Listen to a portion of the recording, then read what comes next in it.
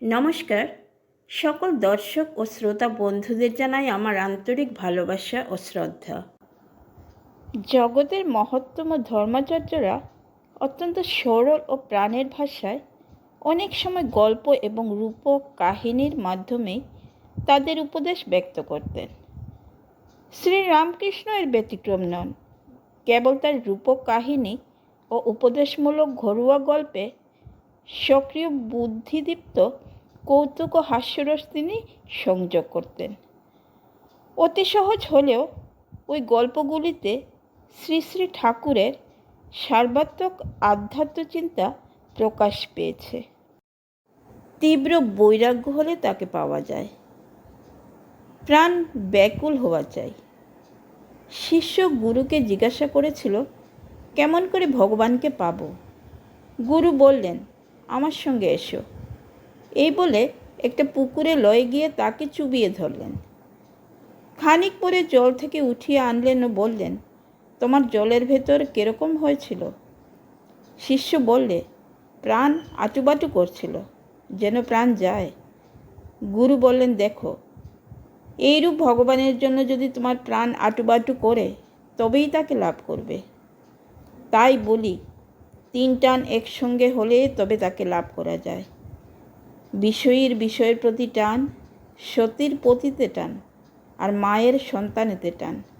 এই 3 ভালোবাসা একসঙ্গে করে কেউ যদি ভগবানকে দিতে পারে, তাহলে তৎক্ষণাৎ সাক্ষাৎকার হয়।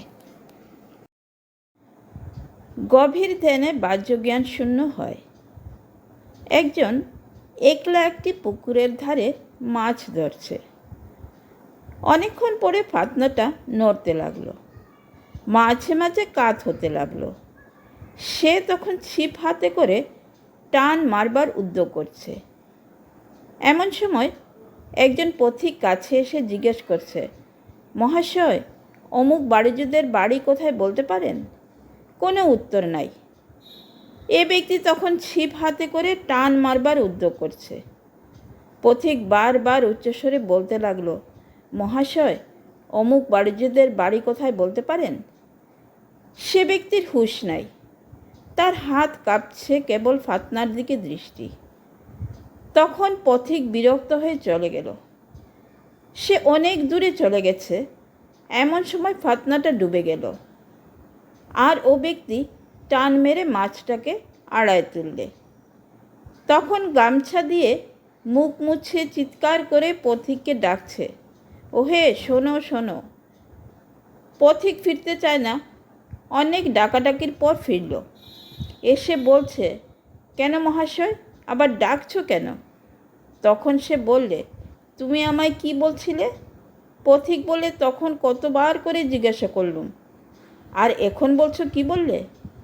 সে বললে, তখন তো ফাতনা ডুবছিল, তাই আমি কিছুই শুনতে পাই নাই। ধ্যানে এইরূপ একাগ্রতা হয়। অন্য কিছু দেখা যায় না, শোনাও যায় না, স্পর্শ বোধ পর্যন্ত হয় না। ছেলেকে ব্যাকুল দেখলে তার বাপ 3 বছর আগেই তার হিস্সে ফেলে দেয়।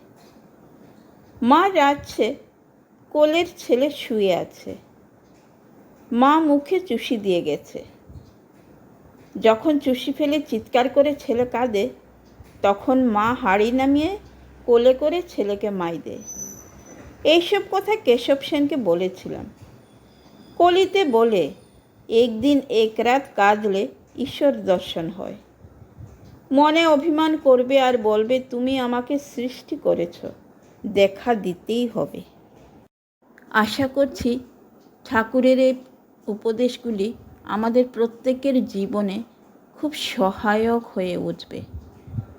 ভিডিওটি দেখার ও পাশে থাকার জন্য আপনাদের জানাই অসংখ্য ধন্যবাদ।